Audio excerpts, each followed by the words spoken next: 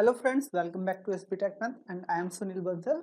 तो करते हैं अपना पिछले लेक्चर से कंटिन्यू करेंगे और आज के लेक्चर में हम क्या क्या पढ़ेंगे। रो स्पेस पढ़ेंगे, ठीक है, row space of a matrix, column space of a matrix and basis dimension, ठीक है।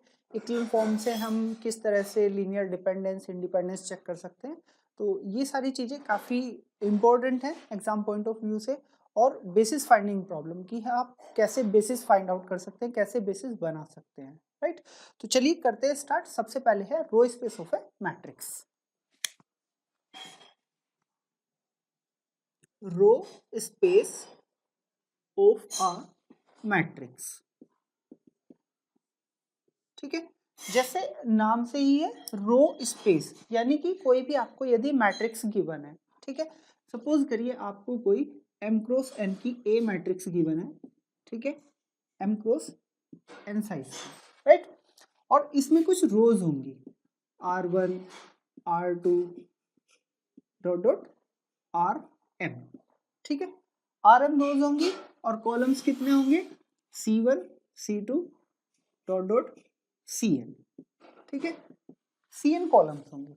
तो ये जो R1 वेक्टर्स हैं ये किस तरह से होंगे, R1 equal to A11 A12 dot dot A1n, ठीक है, इसी तरह से होंगे। यानी कि ये कहाँ से होंगे, आपके Rn से होंगे। हम रियल मैट्रिक्स की बात कर रहे हैं, ठीक है। तो हमने क्या करा, जो ये जितने भी रोज थी, ठीक है, इनका एक सेट बना लिया S, ठीक है, S equal to R1 R2 dot dot RM, ठीक है। अब ये जो जितनी भी रोज हैं ये किसकी वेक्टर है, Rn की वेक्टर्स है, ठीक है। अब इन रोज को लेके क्या करा, एक स्पैनिंग सेट बनाया। तो यहां से मैंने क्या जनरेट करा, यहां से एक स्पैनिंग सेट जनरेट करा, स्पान RI, ठीक है, स्पान RI। इसके अंदर क्या हुआ, जितने भी रोज थे R1 R2 RM, ठीक है, इन सबके linear combination, all linear combinations of RIs, ठीक है। इन सबके क्या ले लिए, लीनियर कॉम्बिनेशन। तो यही क्या बन जाता है, रो स्पेस ऑफ ए। आपके पास कोई मैट्रिक्स है ए, आपने सारी की सारी रोज कलेक्ट करी, उसकी रोज कलेक्ट करके वो किसी स्पेस से आ जाएगी, Rn से आ गई, ठीक है, एन टपल्स के वेक्टर्स हो जाएंगे। तो यदि आप इसके सारे के सारे लीनियर कॉम्बिनेशन का सेट बना दो, ठीक है, एक सेट जिसके अंदर R1 R2 RM के लीनियर कॉम्बिनेशन हो, वो सेट क्या हो जाता है, रो स्पेस फॉर्म कर देता है, ठीक है।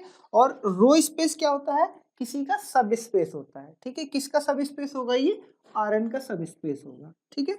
And row space of A is a subspace of Rn, ठीक है। कोई भी आपकी जो भी यहाँ साइज दिया हुआ है तो Rn, ठीक है, जो m क्रॉस n यानी कि n कॉलम्स है इसके अंदर, तो वो जो n नंबर है R के ऊपर उतनी ही आप नंबर लिख देंगे, तो वो क्या हो जाएगा, सब स्पेस ऑफ Rn। अब सब स्पेस के लिए हम करते क्या है, सब स्पेस के लिए दो टेस्ट होते हैं हमारे पास।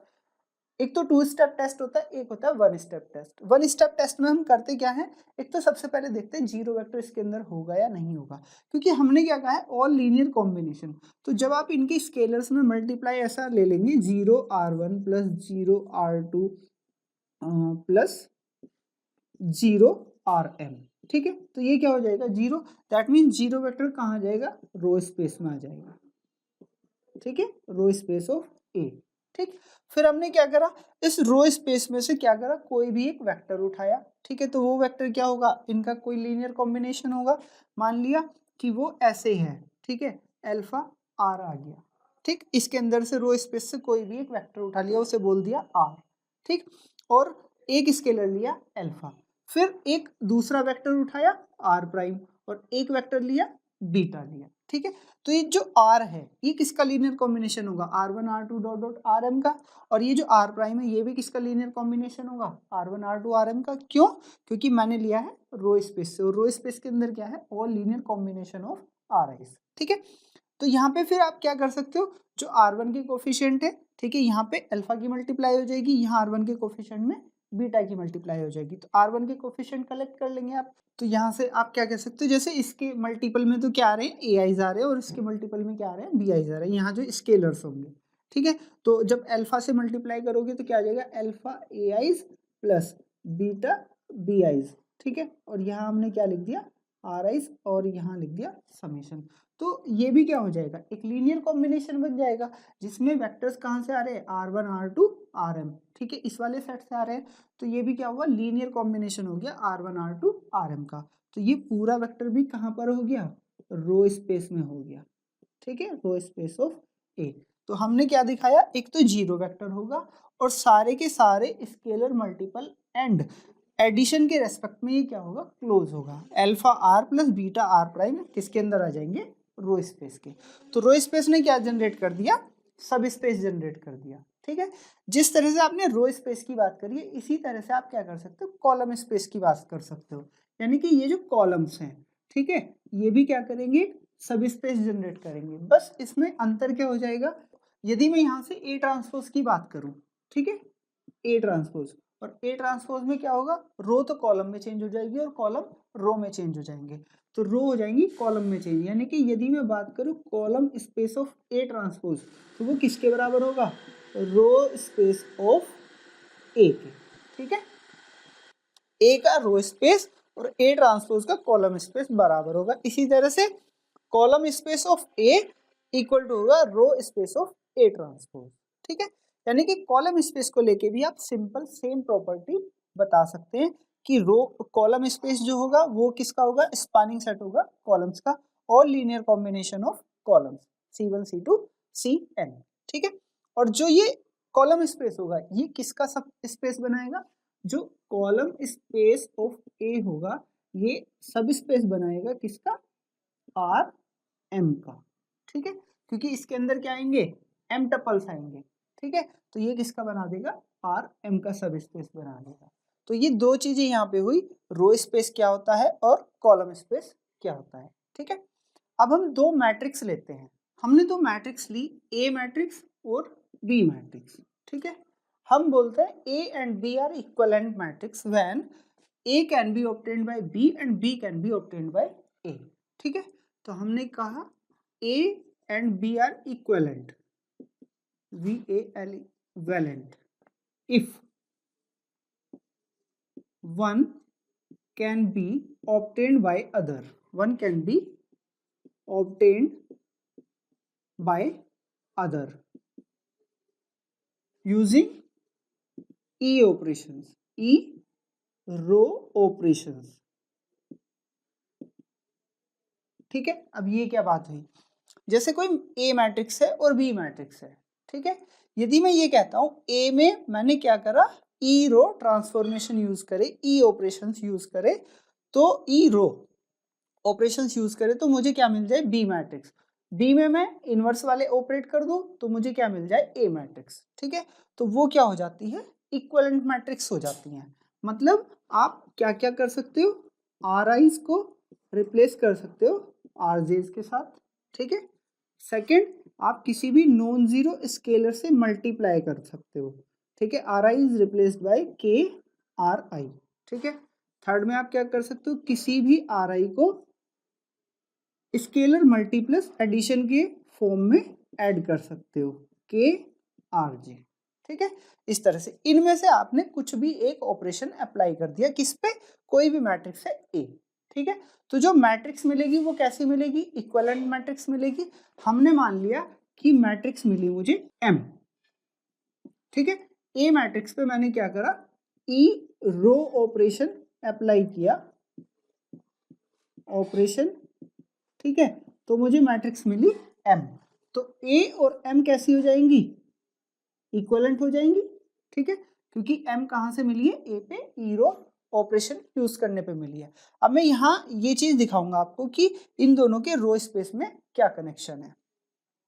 जो ए की रोज हैं, ठीक है, वो क्या बनाती है, रो स्पेस बनाती है, यानी कि रो स्पेस ऑफ ए। ठीक है, इनके सारे के सारे लीनियर कॉम्बिनेशन होंगे। और जो एम मैट्रिक्स मिली है, एम के अंदर भी मैंने क्या करा है, या तो रोज को चेंज करा है या फिर उनकी प्रोडक्ट करिए, स्केलर प्रोडक्ट करिए, या फिर ये थर्ड वाला ऑपरेशन लगाया, ठीक है। तो m के पास दो केस हो सकते हैं, या तो ऐसा हो जो m की रोज हो, ठीक है, वो a की किसी भी रोज के इक्वल हो, मतलब कि क्या हुआ, m में रोज शफल हो गई यदि हमने पहले वाली प्रॉपर्टी लगाई, ठीक है। तो क्या होगा, a की रो और m की रो आपस में इक्वल होंगी, ठीक है, ऑर्डर उनका चेंज हो सकता है। बट यदि ये दो ऑपरेशन लगाओ तो क्या होगा, जो m की रोज होंगी वो लीनियर कॉम्बिनेशन किसका होगी, a का होगी, और a के अंदर रोज क्या है, r1 r2 rm है, ठीक है। और मैं रो स्पेस में क्या लेता हूँ, और लीनियर कॉम्बिनेशन लेता हूँ। तो जो m का रो स्पेस है उसमें लीनियर कॉम्बिनेशन किसके आ जाएंगे, a के रो के आ जाएंगे। तो मैं ये कहूंगा कि जो रो स्पेस है, रो स्पेस ऑफ m, ये किसके अंदर कंटेन हो गया, रो स्पेस ऑफ a के अंदर कंटेन हो गया, ठीक है। अब सेकेंड वाले में क्या करा मैंने, क्योंकि मैंने a पे एक ऑपरेशन लगाया, ठीक है, रो ऑपरेशन, और मुझे मिल गई m, ठीक है। अब मेरे पास है एक मैट्रिक्स m, ठीक है। अब a को थोड़ी सी देर के लिए भूल जाइए, m मैट्रिक्स है मेरे पास, और इस पे मैंने वही जो रो ऑपरेशन लगाया था उसका इनवर्स ऑपरेशन लगा दिया, ठीक है। क्या करा, इनवर्स ऑपरेशन लगा दिया। ये तो बात समझ आ रही है।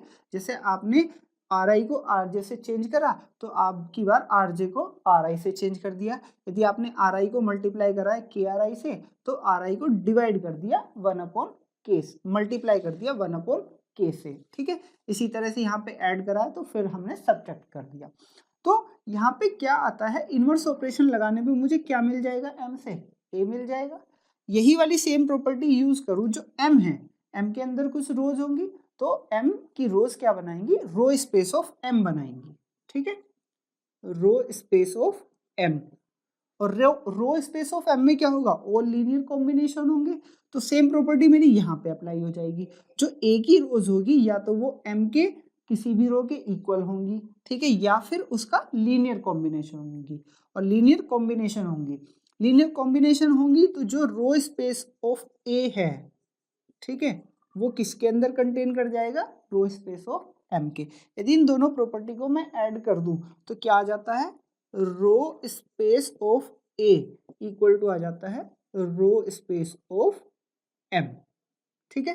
कहने का मतलब क्या हुआ, आपके पास दो मैट्रिक्स हैं a और m, ये दोनों मैट्रिक्स कैसी हैं, इक्विवेलेंट मैट्रिक्स है, ठीक है। यानी कि आप एक मैट्रिक्स को दूसरी मैट्रिक्स से ऑब्टेन कर सकते हैं यूजिंग ई रो ट्रांसफॉर्मेशन, राइट। तो इन मैट्रिक्स का जो रो स्पेस होगा वो दोनों का कैसा होगा, बराबर होगा, ठीक है। अब हमारे पास क्वेश्चन ये उठता है कि आप इसका यूज कैसे करेंगे, ठीक है। इसका यूज हम ऐसे कर सकते हैं, आपको कुछ वेक्टर्स दिए हुए हैं, ठीक है, जैसे मैं अभी एक एग्जांपल आपको कराऊंगा, u1 u2 u3 वेक्टर्स दिए हुए हैं, ये बहुत सारे वेक्टर्स दिए हुए हैं आपको, 3 से भी ज्यादा, और एक दूसरा सेट दिया हुआ है, ठीक है, उसमें भी उसने वेक्टर्स दिए हुए हैं। उन वेक्टर्स को लेके उसने क्या करा, स्पैनिंग सेट बना दिया, ठीक है। बोर्ड पे देखते हैं अभी कैसे करना है इसे। सपोज करो आपको u1 u2 u3 तीन वेक्टर दिए हुए हैं, ठीक है। u1 क्या है, 1 2 -1 3, u2 है 2 4 1 -2, और u3 है 3 6 3 -7, ठीक है। इसके साथ ही आपको दो वेक्टर और गिवन है, w1 और w2, ठीक है।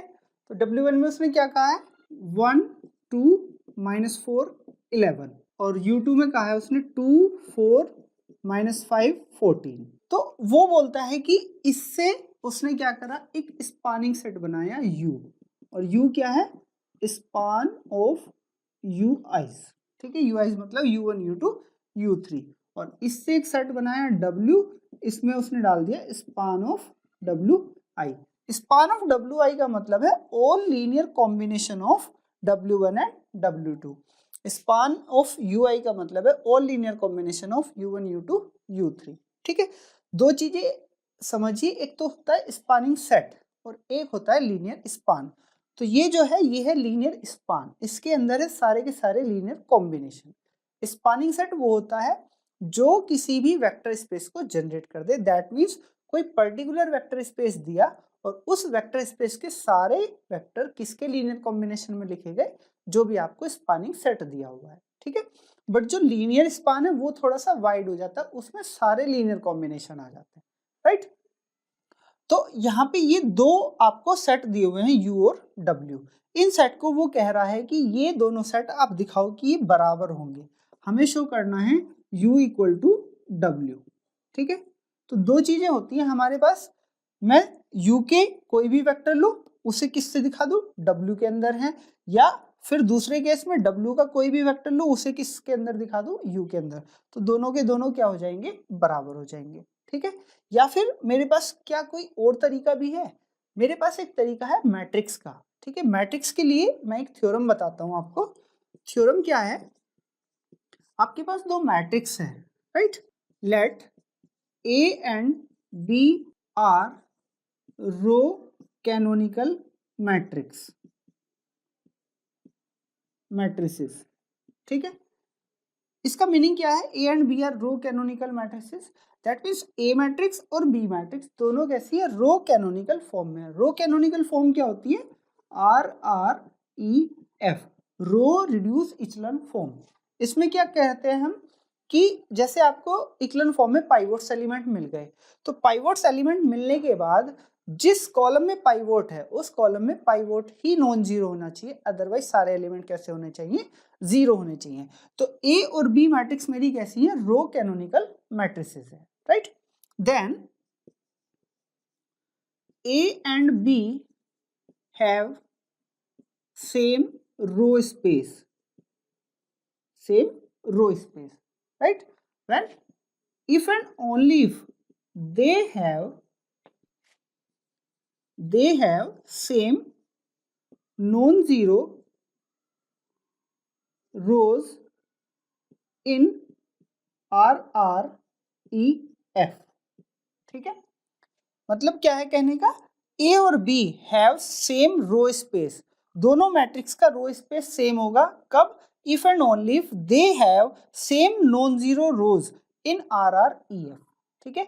जो रो रिड्यूस इक्लन फॉर्म है उसमें जो नॉन जीरो रोज हैं, ठीक है, वो कैसी होनी चाहिए, सेम होनी चाहिए, आइडेंटिकल होनी चाहिए, ठीक है। जैसी रो पहले में है वैसे ही दूसरे में हो, ठीक है, जैसी दूसरे में है वैसे ही पहले में हो, तो वो मैट्रिक्स कैसी हो जाती हैं, सेम रो स्पेस रखती हैं, ठीक है। देखिए यहाँ पे आप कैसे यूज करोगे इसे, राइट। तो वापस इसी क्वेश्चन पे आते हैं, हमें ये दिखाना है कि U इक्वल टू W।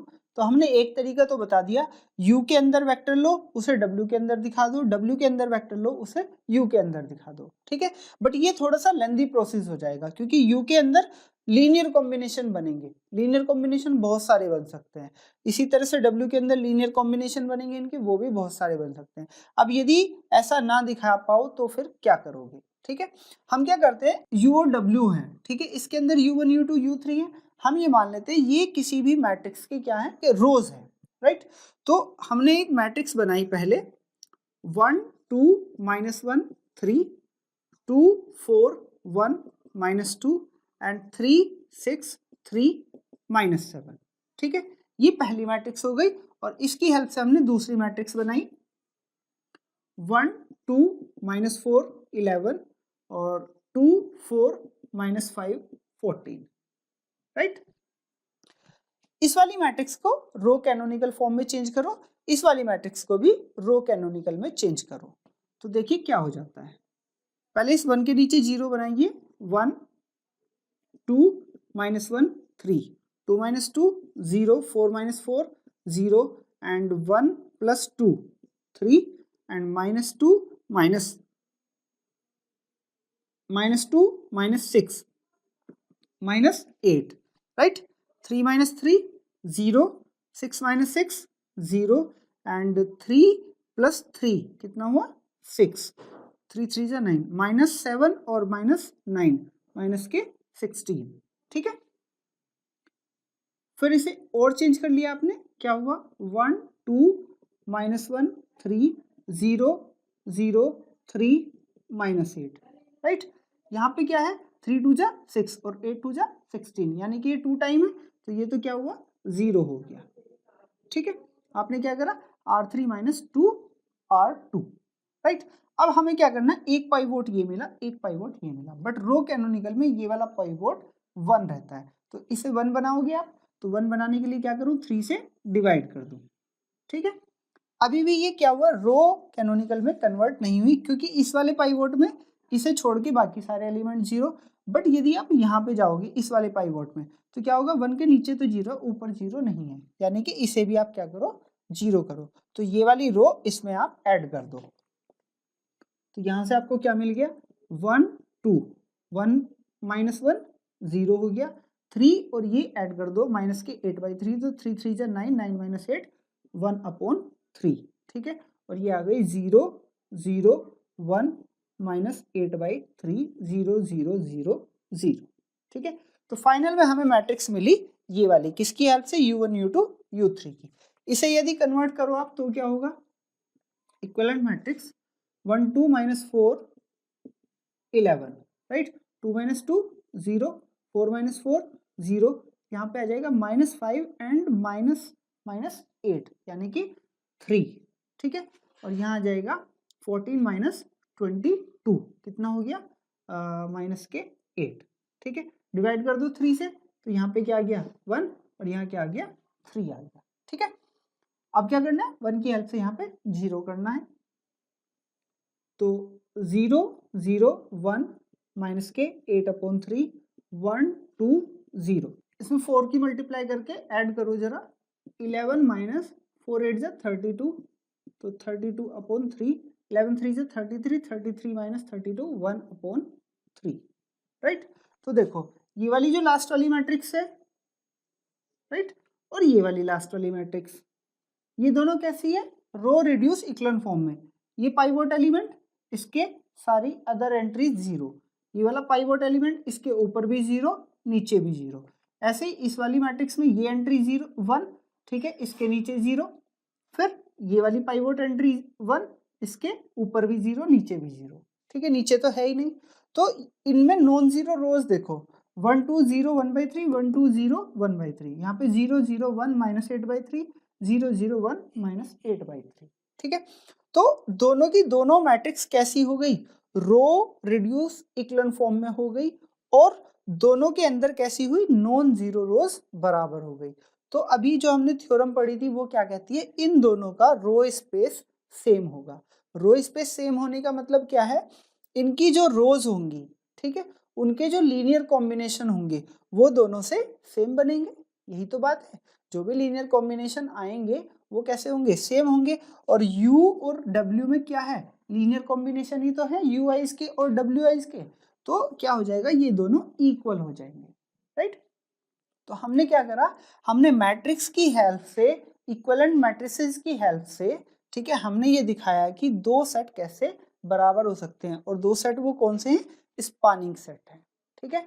तो यदि आपको कभी भी ऐसा दिखाना हो दो स्पानिंग सेट इक्वल हैं, तो आप उनके वेक्टर्स को मैट्रिक्स में पुट करिए, मैट्रिक्स को रो कैनोनिकल फॉर्म में चेंज करिए। यदि दो मैट्रिक्स की row canonical form same non zero row रखती हैं, तो वे दोनों कैसी होंगी, सेम रो स्पेस जनरेट करेंगी, और सेम रो स्पेस जनरेट करेंगी तो U इक्वल टू क्या हो जाएगा, W हो जाएगा, ठीक है।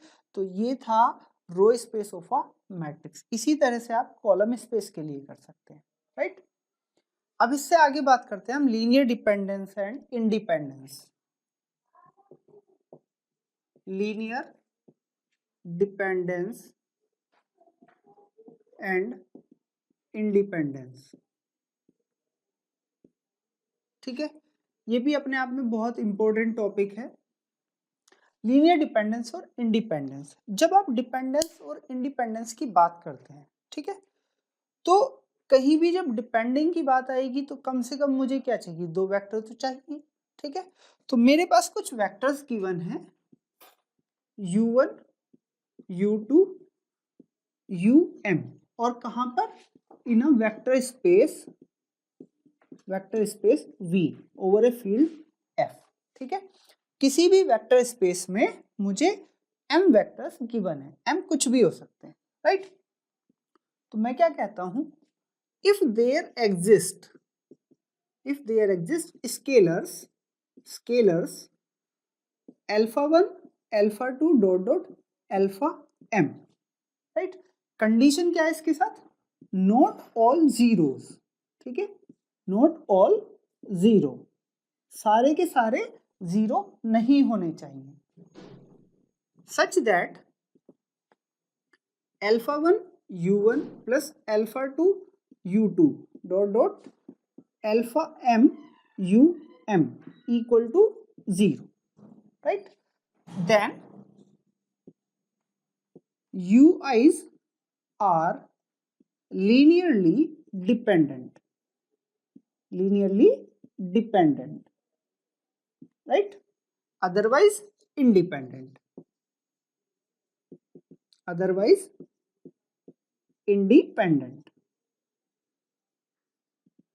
ठीक है। थोड़ा सा मतलब समझ आया हो तो क्या है, आपके पास कुछ वेक्टर्स है, m वेक्टर्स गिवन है, if there exist scalars alpha 1 alpha 2 alpha 1, that means there exist m scalars, not all zeros, that means सारे के सारे 0 नहीं होने चाहिए, ठीक है।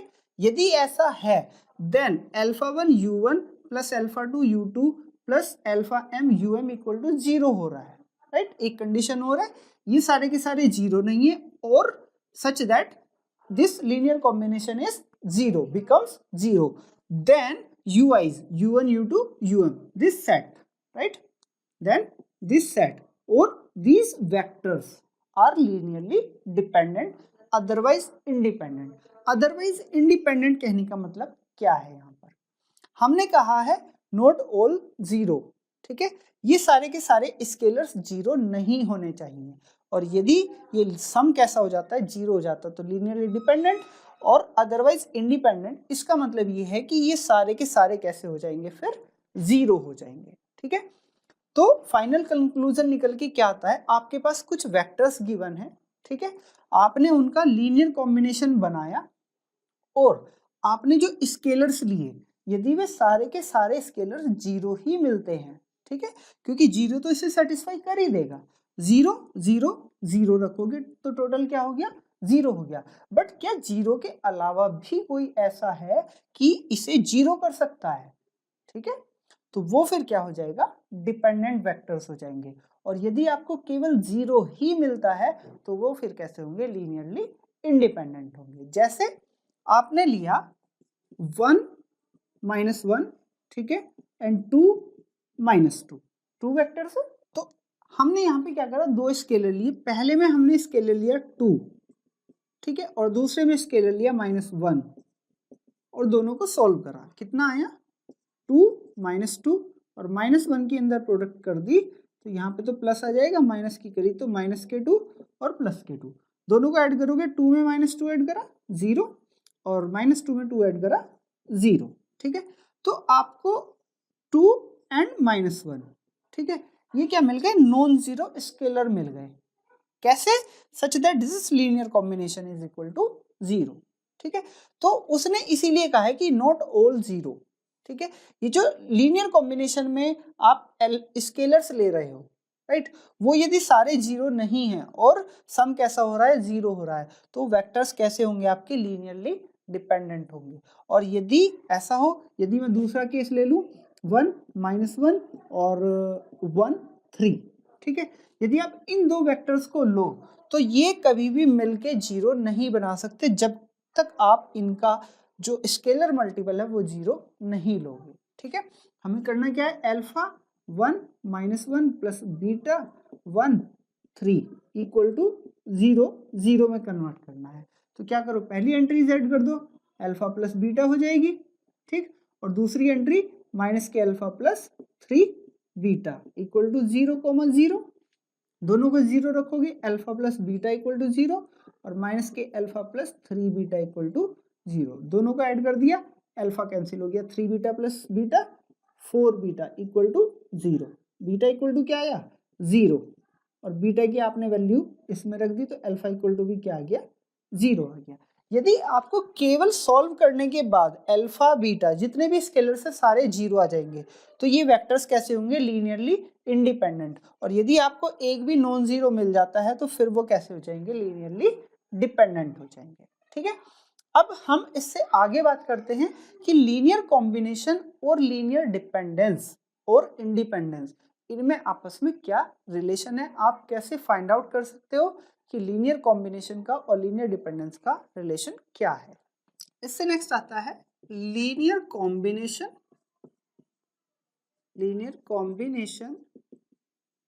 And linear dependence. ठीक है, इसमें क्या है कि लीनियर कॉम्बिनेशन और लीनियर डिपेंडेंस इनमें आपस में क्या रिलेशन है। सपोज करो हमारे पास कुछ वेक्टर्स गिवन है किसी भी वेक्टर स्पेस में। सपोज करो u1 u2 dot dot um, ठीक है, belongs to v f। Vector space f के अंदर ये क्या है, कुछ वेक्टर्स हैं और हमें चेक करना है कि ये लीनियर डिपेंडेंट है या इंडिपेंडेंट है। ठीक है, तो हम क्योंकि लीनियर कॉम्बिनेशन की बात कर रहे हैं तो हमने ये कहा कि इनमें से कोई भी एक वेक्टर, ठीक है, कोई भी जनरल वेक्टर ले लिया, ui is a linear combination of rest, right? ui is linear combination of alpha 1 u1 plus alpha 2 u2 dot dot alpha I minus 1 u I minus 1 plus alpha I plus 1 u I plus 1 dot dot alpha m u m। ठीक है, तो देखो यहाँ पे क्या है, u1 u2 u I minus 1, फिर u I यहाँ से हट गया क्योंकि u I is a linear combination, right, u I plus 1 dot dot um तक। तो यदि इस तरह का आपको कोई भी एक वेक्टर ऐसा मिल जाए जो बाकी के लीनियर कॉम्बिनेशन में लिखा जा सके, then this set u1 u2 dot dot um is linearly dependent. ठीक है, लीनियरली डिपेंडेंट और इंडिपेंडेंट, लीनियरली डिपेंडेंट को आप LD से शो करेंगे और इसे LI से। ठीक है, ये इनके शॉर्ट फॉर्म है। तो कोई भी वेक्टर यदि अपने बाकी वेक्टर्स के लीनियर कॉम्बिनेशन में लिखा जा सकता है तो फिर वो जो सेट बनेगा वो कैसा हो जाएगा, लीनियरली डिपेंडेंट हो जाएगा, राइट। तो इसी से कुछ प्रॉपर्टीज निकलती हैं, तो वो आप कैसे फॉलो कर सकते हैं। इसमें आप क्या करिए, माइनस ui ऐड कर दीजिए दोनों तरफ, तो इधर क्या हो जाएगा, 0 हो जाएगा और इधर की तरफ alpha 1 u1 plus alpha 2 u2 dot dot, यहाँ पे alpha i minus 1 u I minus 1 रहेगा, यहाँ पे ऐड हो जाएगा माइनस के u I। ठीक है, और plus alpha i plus 1 u I plus 1 dot dot alpha m u m। ठीक है, अब आप अपनी डेफिनेशन पे आइए। वो क्या कहता था कि 0 यदि बन रहा है किससे, ui उसके लीनियर कॉम्बिनेशन से, u1 u2 um के लीनियर कॉम्बिनेशन से, और यदि इनके जो कोफिशिएंट हैं, स्केलर्स हैं, वो सारे के सारे 0 नहीं हैं, तो ये जो सेट बनेगा u आइज का वो कैसा होगा, लीनियरली डिपेंडेंट। अब आप मान लीजिए ये जो अल्फा आइज हैं ये यदि सारे 0 भी हो गए तो ये जो -1 बचेगा, ठीक है, ये क्या होगा, नॉन जीरो हो जाएगा। ठीक है, और नॉन जीरो हो गया तो फिर ये कैसा होगा, LD हो जाएगा। क्लियर है बात। तो आप यहाँ से इसका थोड़ा सा आइडिया लगा सकते हैं। जैसे यहाँ से अब आप क्या करिए, कुछ रिमार्क लिख लीजिए। ठीक है, रिमार्क क्या क्या है, रिमार्क 1, ठीक है, रिमार्क 1 में क्या है, आपके पास कोई सेट दिया हुआ है वेक्टर्स का, ठीक है, और कोई सा ui कैसा है, 0 है। ठीक है, फॉर एनी i, राइट, कोई भी एक ui कैसा है, 0 है, तो वो सेट कैसा हो जाएगा, लीनियरली डिपेंडेंट हो जाएगा, राइट। दूसरे रिमार्क में है, दो वेक्टर हैं आपके पास ui एंड uj। ठीक है, ये दोनों वेक्टर कैसे हैं, मल्टीपल हैं एक दूसरे के, that means ui is equal to k uj, k non zero है। ठीक है, तब भी ये सेट कैसा होगा, लीनियरली डिपेंडेंट होगा। ठीक है, तीसरा रिमार्क ये है कि यदि आपके पास ये वाला है, ये तो कि यदि आपके पास कोई वेक्टर्स का सेट दिया हुआ है और कोई भी वेक्टर लीनियर कॉम्बिनेशन में लिखा जा सकता है। ठीक है, any vector v equal to alpha i ui sum. ठीक है, देन द सेट, ठीक है, ये जो UIs हैं U1 U2 dot dot UM और इसके साथ आपने V और ऐड कर दिया, ठीक है, तो ये भी क्या हो जाएगा, लीनियरली डिपेंडेंट हो जाएगा इस वाले डेफिनेशन से, ठीक है। आपके पास ये कोई सेट दिया हुआ है, इसके अंदर वेक्टर्स हैं कुछ और इनमें से एक वेक्टर अपने बाकी सभी वेक्टर्स के लीनियर कॉम्बिनेशन में लिखा जा रहा है, तो सेट कैसा हो जाएगा, लीनियरली डिपेंडेंट हो जाएगा, ठीक है। रिमार्क 4 लिखिए, आपके पास एक सेट दिया हुआ है U1 U2 dot dot UM, ठीक है, M वेक्टर्स दिए हुए हैं और कहा है कि ये कैसा है, लीनियरली इंडिपेंडेंट है, ठीक है। तो आप इन्हें शफल करके, शफल मतलब इनका ऑर्डर डिसबैलेंस करके, कि जो पहली पोजीशन पे उसे 5वीं पे रख दिया, जो 5वीं है उसे दूसरी पे रख दिया, दूसरी वाली को छठी पोजीशन पे रख दिया, तो इस तरह से यदि आप ऐसा करते हैं UI1 UI2 dot dot UIM, ठीक है, ये I1 I2 IM क्या है, ये वाले 1 2 3 नहीं है, ठीक है, ये पोजीशन चेंज करने पे है, 2 वाला यदि 1 पे आ गया है तो I1 इक्वल टू क्या हो जाएगा, 2 हो जाएगा, ठीक है। इस तरह से आपने यदि वेक्टर्स डिसबैलेंस भी कर दिए तो भी ये कैसा रहेगा, लीनियरली इंडिपेंडेंट बना रहेगा, ठीक है। तो ये 4 और इसमें काफी इंपॉर्टेंट है जो लास्ट वाला है, ठीक, R5, इसमें वो क्या कहता है कि आपके पास एक सेट है और वो कैसा है, LD है, ठीक, LD सेट यदि किसी के भी अंदर जाएगा, ठीक, तो वो भी कैसा हो जाएगा, LD हो जाएगा, ठीक। और एक सेट आपके पास Li है, ठीक है, तो उसके जितने भी सबसेट होंगे, ठीक, जितने भी आप कम वेक्टर करके सेट बनाएंगे वो सारे कैसे होंगे, Li होंगे, ठीक है। दैट मीन्स आपके पास यदि ये वाला सेट कैसा है, Li है, तो इसके सारे के सारे सबसेट जो होंगे वो कैसे होंगे, Li होंगे। और यदि आपके पास ये वाला सेट LD है तो इसके सारे के सारे सुपर सेट, यानी कि इससे ज्यादा एलिमेंट वाले सेट, ठीक है, ये वाले एलिमेंट भी होने चाहिए और कुछ ऐड भी कर दोगे तो भी वो कैसे बने रहेंगे, LD बने रहेंगे, ठीक है। तो ये इस तरह से कुछ रिमार्क है, आप ये याद रख सकते हो, ठीक है। अब इससे आगे हम बात करते हैं लीनियर डिपेंडेंस एंड इक्लन मैट्रिक्स, ठीक है, कि इक्लन फॉर्म में हम किस तरह से एनालिसिस कर सकते हैं कि लीनियर डिपेंडेंस और इंडिपेंडेंस आपको कैसे पता चलेगा। लीनियर डिपेंडेंस एंड इक्लन मैट्रिक्स, ये एक बहुत पावरफुल टूल है आपके पास। कुछ भी आपको वेक्टर्स दिए हुए हैं उन्हें लीनियर डिपेंडेंट चेक करने का, इंडिपेंडेंट चेक करने का, कैसे, सपोज करो आपको एक मैट्रिक्स दी हुई है, ठीक है, और वो कैसी है, इक्लन फॉर्म में है, राइट।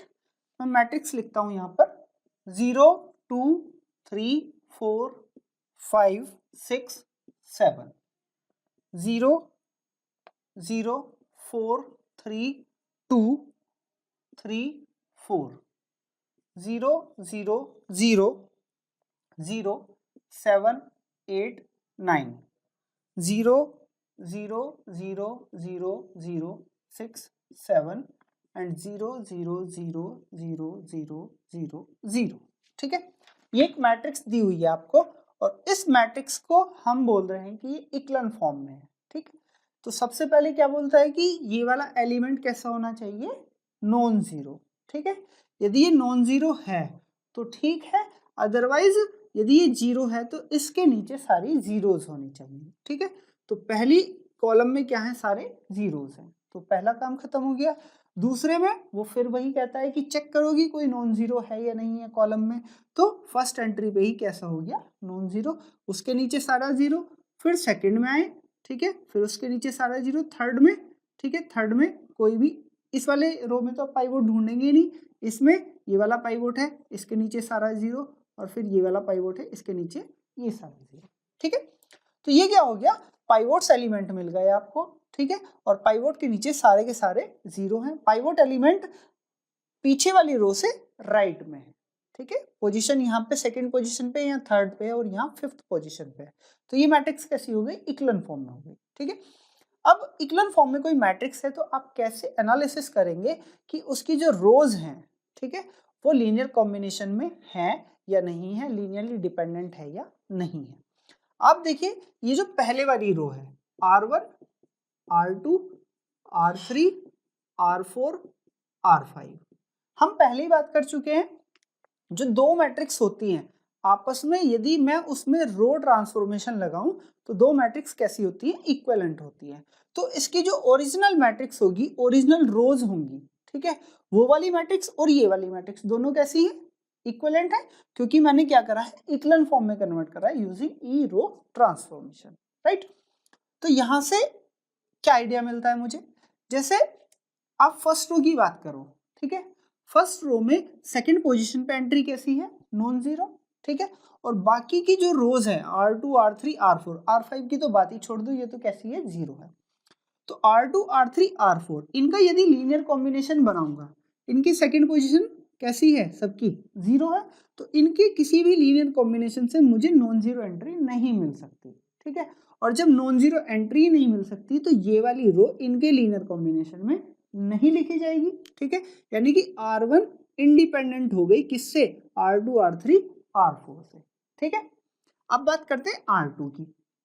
R2 में थर्ड वाली पोजीशन पे नॉन जीरो एंट्री है, और जो R3 और R4 है उनमें थर्ड एंट्री कैसी है, जीरो है। तो इन दोनों का यदि मैं कोई भी लीनियर कॉम्बिनेशन बनाऊं तो वो कभी भी इससे मैच नहीं होगा, ठीक है, वो कभी भी नॉन जीरो एंट्री नहीं देगा। तो ये भी कैसी हो गई आपकी, इंडिपेंडेंट हो गई from R2 and R3 and R4, ठीक है। जो R1 थी वो R2 R3 R4 तीनों से फ्री थी, R2 जो है वो R3 और R4 से फ्री है। अब इससे नेक्स्ट आते हैं R3 पे। R3 में जो फिफ्थ एंट्री है वो कैसी है, नॉन जीरो, और जो R4 है उसमें फिफ्थ एंट्री कैसी है, जीरो, यानी कि जीरो का आप कुछ भी मल्टीपल ले लो, आप 7 ऑब्टेन नहीं कर सकते, यानी कि R3 भी कैसी हो गई, इंडिपेंडेंट हो गई, ठीक है। और R4 तो इंडिपेंडेंट होगी क्योंकि उसके नीचे कैसी है, जीरो रो है, ठीक है। तो जो R1 R2 R3 R4 ये चारों कैसी हो गई, इंडिपेंडेंट हो गई, R1 R2 R3 R4 ये कैसी हो गई, लीनियरली इंडिपेंडेंट हो गई, ठीक है। और यदि मैं फिर फिफ्थ की बात करता हूं, तो यदि मैं इसमें फिफ्थ और ऐड कर देता हूं तो ये कैसी हो जाएंगी, लीनियरली डिपेंडेंट। अब इसे आप कैसे समझेंगे, क्योंकि हमारे पास एक ओरिजिनल मैट्रिक्स थी, ठीक है, उसमें R5 कैसी होगी, नॉन जीरो रो होगी, बट लीनियर कॉम्बिनेशन यदि हमने किया, ठीक है, क्योंकि हम ई रो ट्रांसफॉर्मेशन में क्या करते हैं, रो ट्रांसफॉर्मेशन और लीनियर कॉम्बिनेशन रोज का, तो लीनियर कॉम्बिनेशन ने क्या कर दिया, उसे जीरो रो बना दिया, ठीक है। अब जब जीरो रो बना ही दिया है लीनियर कॉम्बिनेशन में, और लीनियर कॉम्बिनेशन में हम कभी भी जो मल्टीपल है वो जीरो नहीं लेते, स्केलर मल्टीपल, ठीक है, तो नॉन जीरो स्केलर मल्टीपल की हेल्प से ही बनी होगी ये जीरो, और जब ये नॉन जीरो स्केलर मल्टीपल की हेल्प से जीरो हो गई fifth row using elementary row transformation, तो ये कैसी हो जाएगी, लीनियरली डिपेंडेंट हो जाएगी, ठीक है। तो यदि इस सेट में मैं कोई भी ऐसी रो ऐड कर दूं जो लीनियरली डिपेंडेंट हो, तो पूरा का पूरा सेट कैसा हो जाएगा आपका, लीनियरली डिपेंडेंट हो जाएगा, ठीक है। तो यहां से एक थ्योरम स्टेट होती है कि इक्लन फॉर्म में जो नॉन जीरो रोज होती हैं, राइट, थ्योरम है, in echelon matrix non zero rows form linearly independent set, ठीक है, कि यदि आप इक्लन मैट्रिक्स में नॉन जीरो रोज को लेके जो सेट बनाओगे वो कैसा होगा, लीनियरली इंडिपेंडेंट होगा, ठीक है। तो इक्लन फॉर्म का यहाँ पे इस तरह से आप यूज कर सकते हो। अब इससे आगे जो बेसिस वाला कॉन्सेप्ट आएगा, बेसिस एंड डायमेंशन, ठीक है, उसमें भी इक्लन फॉर्म का बहुत अच्छे से यूज होगा। आप किसी भी जो रो स्पेस है, कॉलम स्पेस है, उनकी बेसिस फाइंड आउट कर सकते हो, राइट, क्योंकि हम करते क्या है, हमने पहले एक चीज पढ़ी थी, बेसिस, ठीक है। बेसिस क्या होती है कि हमें वो कम से कम वेक्टर जो पूरा स्पेस जनरेट कर दे, जैसे हम पीछे बात कर रहे थे सॉल्यूशन स्पेस की, ठीक है, तो सॉल्यूशन स्पेस के लिए हम बेसिस ढूंढते थे, तो हम क्या करते थे, जो फ्री वेरिएबल्स हैं, ठीक है, उन्हें वैल्यूज पुट करते थे, कैसे, किसी एक को नॉन जीरो वैल्यू दी, बाकी को जीरो वैल्यू दी, ठीक है, इस तरह से कॉम्बिनेशन बना लेते थे, जितने भी फ्री वेरिएबल है उतने ही कॉम्बिनेशन बन जाते थे, तो वो क्या बन जाता था, बेसिस बन जाती थी, और जो बेसिस की कार्डिनलिटी होती है, जितने उसके अंदर वेक्टर्स होते हैं वही क्या होते हैं, डायमेंशन। अब वो तो था वहां सॉल्यूशन स्पेस के रिगार्डिंग, ठीक है, Ax इक्वल टू 0 के, बट यहाँ हम बेसिस और डायमेंशन की जो बात करेंगे वो बिल्कुल वाइडली बात करेंगे, ठीक है। कोई भी बेसिस है वो क्या करती है, किसी भी सेट को जनरेट करने के लिए मिनिमम नंबर ऑफ वेक्टर्स की जरूरत होनी चाहिए, और वो वेक्टर्स कैसे हों, लीनियरली इंडिपेंडेंट हो, ठीक है। तो वो सेट क्या बना देता है, बेसिस बना देता है। चलिए सीखते हैं आगे basis and dimension. Basis and dimension, ठीक है। इसकी हम दो डेफिनेशन देंगे बेसिस एंड डायमेंशन की, और दोनों डेफिनेशन में आप देखना बहुत स्लाइटली डिफरेंस है। जिसे डिफरेंस समझ आए वो कमेंट बॉक्स में कमेंट जरूर करके बताए कि दोनों डेफिनेशन में डिफरेंस क्या है, फिर मैं आपको बता ही दूंगा, राइट। सबसे पहली डेफिनेशन क्या है, सबसे पहले तो जब बेसिस एंड डायमेंशन की बात करेंगे हमारे पास एक वेक्टर स्पेस होना चाहिए ओवर अ फील्ड एफ, ठीक है, और हमारे पास एक सेट होना चाहिए वेक्टर्स का, ये है u1 u2 dot dot um, ठीक है। m वेक्टर सेट कहां पर है, vf के अंदर है, belongs to vf। First condition में हम क्या बोलते हैं, first condition s span v, ठीक है। s स्पैन v का मतलब है जो s के अंदर वेक्टर्स है, ठीक है, v का कोई भी वेक्टर उठाओ वो वेक्टर u1 u2 um के लीनियर कॉम्बिनेशन में लिखा जाना चाहिए, एवरी वेक्टर ऑफ v, ठीक है। सेकंड कंडीशन है s मस्ट बी इंडिपेंडेंट, ठीक है, लीनियरली इंडिपेंडेंट। यदि इस सेट के पास दो प्रॉपर्टी हो कि इस सेट के लीनियर कॉम्बिनेशन से v का एवरी वेक्टर लिखा जा सके, दूसरी प्रॉपर्टी s के जो वेक्टर्स हैं वो कैसे होने चाहिए, लीनियरली इंडिपेंडेंट होने चाहिए। यदि ऐसा है तो ये जो सेट s है ये इसकी क्या बना देगा, बेसिस बना देगा, ठीक है।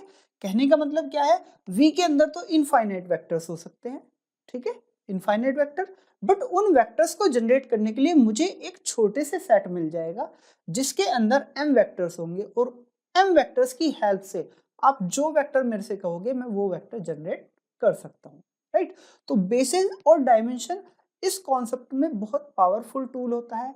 जब भी आपको कोई भी एक वेक्टर स्पेस दे उस वेक्टर स्पेस में इनफाइनाइट एलिमेंट हो सकते हैं, ठीक है, इनफाइनाइट एलिमेंट होंगे, और उन इनफाइनाइट एलिमेंट को जनरेट करने के लिए आपको यदि कुछ एक छोटा सा सेट मिल जाए तो आप उस छोटे से सेट के एनालिसिस से ही पूरे वेक्टर स्पेस की प्रॉपर्टी अनफोल्ड कर सकते हैं, राइट। सेकेंड डेफिनेशन क्या है कि आपके पास कोई भी वेक्टर स्पेस V है और V क्या है, उसके अंदर एक वेक्टर है, राइट। डेफिनेशन क्या कहती है, if V can be expressed uniquely as a linear combination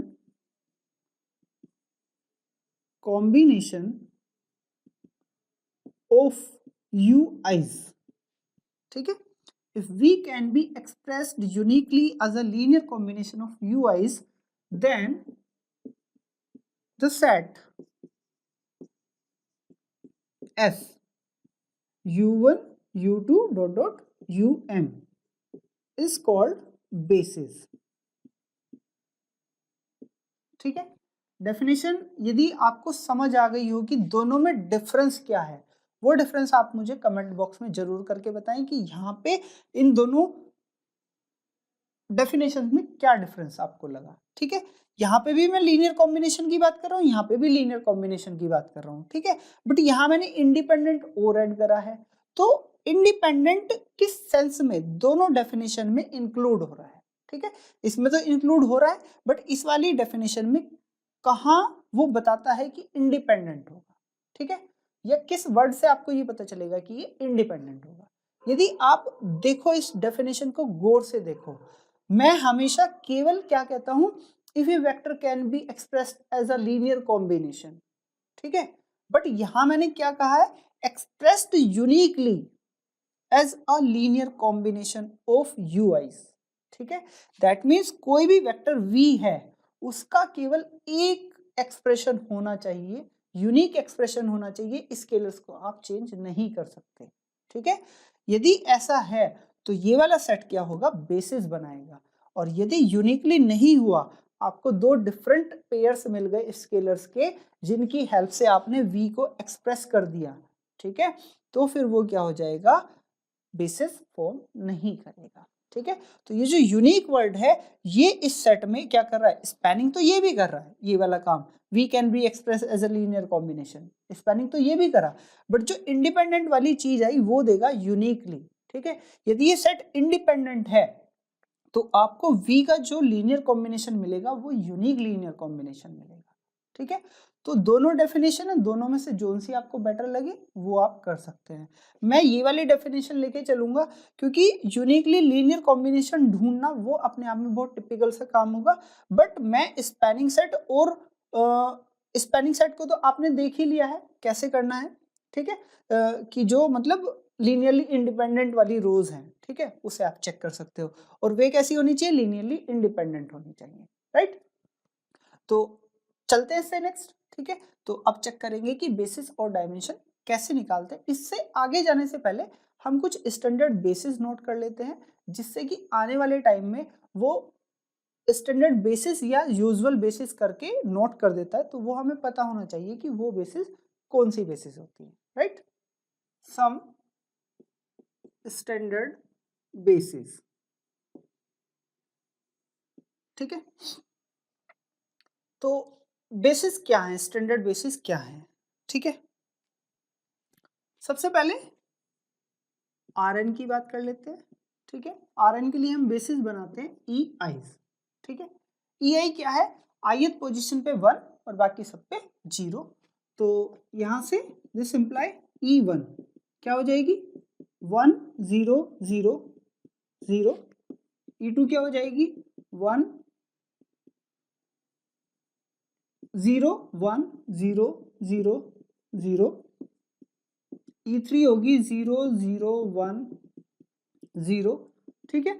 इसी तरह से En पोजीशन पे क्या हो जाएगा 0 0 0 1, ठीक है। ये Rn की स्टैंडर्ड बेसिस होती है। यदि आप मैट्रिक्स की बात करो, m क्रॉस n की मैट्रिक्स है, ठीक है, तो इसकी बेसिस क्या होती है, क्योंकि इसके अंदर कितनी एंट्रीज होंगी, mn एंट्रीज होंगी, तो आप क्या करोगे a11 a12 a13 a14, ठीक है। इस तरह से करके आप पहले फर्स्ट रो में 1 1 1 रखते जाएंगे, फिर सेकंड में, फिर थर्ड में, फिर फोर्थ में, इस तरह से, ठीक है। तो इसकी बेसिस क्या होगी, सपोज करो m 3 क्रॉस 2 की है, तो 3 रो एंड 2 कॉलम्स, राइट। तो ये क्या हो जाएगी 1 0 0 0 0 0, ठीक है। सेकंड होगी 0 1 0 0 0 0, थर्ड एंट्री 0 0 1 0 0 0, ठीक है। फोर्थ पोजीशन पे होगा 0 0 0 1 0 0, फिर नेक्स्ट 0 0 0 0 1 0 एंड फाइनल 0 0 0 0 0 1, ठीक है। करा क्या है हमने, पहले रोज में रखी है, फिर सेकंड रोज में रखी है, फिर थर्ड रोज में, पहले इस वाली पोजीशन पे 1, फिर इस वाली पे 1, फिर इस वाली पे 1, फिर इस पे 1, फिर इस पे 1, फिर इस वाली पे 1, ठीक है। इसी तरह से आप रखते जाएंगे, तो ये क्या हो जाती है, स्टैंडर्ड बेसिस हो जाती है।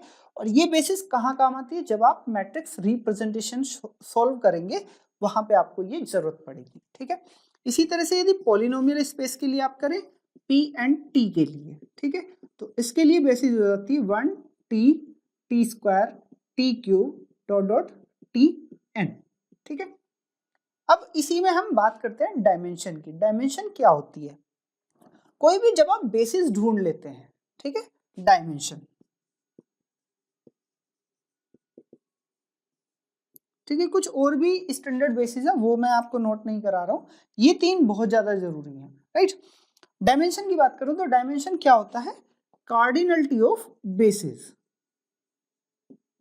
ठीक है, equal to n, this implies dimension of v equal to n, ठीक है।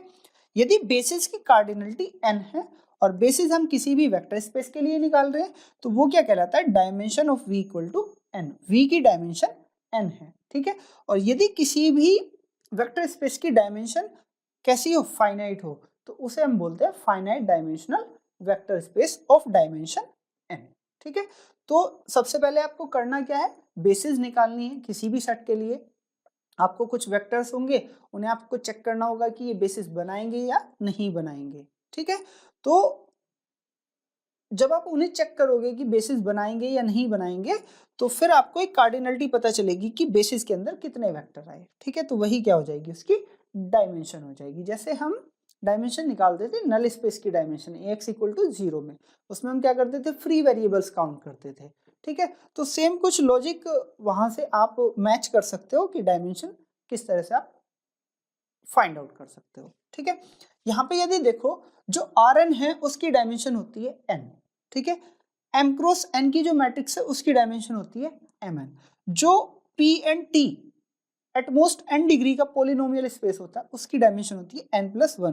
देखिए यहाँ पे कितने वेक्टर्स हैं, कितने हैं, 1 t स्क्वायर टी क्यूब, ये t से लेके t की पावर n तक n हो गए और 1 और ऐड हो गया, तो टोटल कितनी हो गई, डायमेंशन n+1 हो गई। ठीक है, यदि यहाँ से डायमेंशन लिखूं मैं, तो डायमेंशन Rn की कितनी होती है, n, dimension m cross n matrix कितनी होती है, mn, और डायमेंशन ऑफ pnt कितनी होती है, n+1। ठीक है, तो ये कुछ स्पेशल डायमेंशन है, ये भी आप याद रखेंगे। ठीक है, आज के लेक्चर में केवल इतना ही, कल मिलेंगे जो बेसिस और डायमेंशन का कुछ थ्योरम्स रह गई हैं उनके साथ। यदि आपको आज का ये वीडियो अच्छा लगे तो लाइक करें, शेयर करें, चैनल को अभी तक सब्सक्राइब नहीं किया तो सब्सक्राइब कर लें। तब तक के लिए जय हिंद, थैंक्स फॉर वॉचिंग। मिलते हैं एक नई वीडियो के साथ, तब तक के लिए जय हिंद।